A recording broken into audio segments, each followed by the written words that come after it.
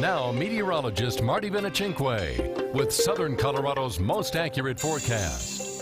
12:18, happy Thursday. Nice warm day underway. Even up in Cripple Creek, we're above freezing now, 35 degrees at the Century Casino. Not too much wind up there at the moment. We have a mostly sunny sky.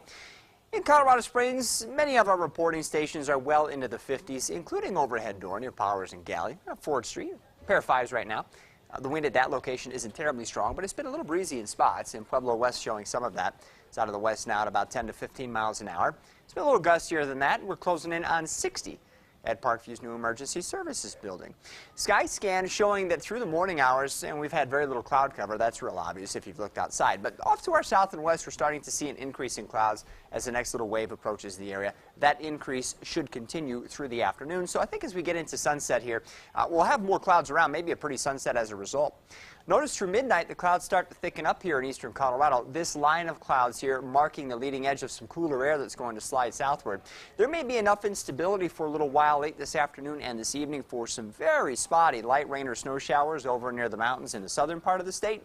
As that upper system interacts with this little cold front, we might actually see some snow breakout tonight over extreme southern parts of our coverage area, particularly near the mountains, say to the west and southwest of Walsenburg and Trinidad, where it's even possible through tomorrow morning that some areas will pick up a couple of inches of snow. So if your travels are taking you west of the interstate over Levita Pass, could be a little slick tomorrow morning. Don't think that'll be a problem anywhere else, but it is an area we'll be tracking. Overnight lows in the 20s and 30s at lower elevations, teens and 20s up high. I do think when that front comes in after midnight, the wind may kick up some as well. And then during the day tomorrow, that front will continue to interact with this little upper wave to produce some spotty rain or snow showers depending on your elevation over mainly southern areas. I think we'll keep all of this activity south of the Arkansas River until maybe late in the afternoon, when enough instability may spread northward to cause a few flurries or sprinkles to break out over the mountains in the Pikes Peak region. None of this looks organized or significant for us once you get away from the New Mexico state line, but it's something to be aware of. Highs in the 40s and 50s, so it will be a little cooler tomorrow. High country will be in the 30s. We'll likely continue to have to deal with breezy conditions. Pretty good southeast wind looks to pick up in the afternoon, likely on the order of 10 to 15 miles an hour with some gusts around 20. And for many of us, I think 40s are going to cover it for highs. A few spots in the southern part of the county might reach the 50s. We should expect 50s along the Arkansas River with a pretty breezy afternoon. 40s to lower 50s on the higher terrain. And the closer you live to the mountains, the more likely you end up with a few sprinkles or flurries during the afternoon.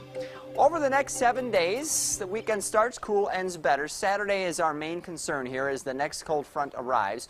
It will kick up the wind, and it may generate some more rain and snow. Notice at 11 o'clock Saturday morning, we're tracking an area of snow showers off to our north and west. If that's going to swing through, it should do so during the middle of the afternoon Saturday into Saturday night, then wind down by Sunday morning.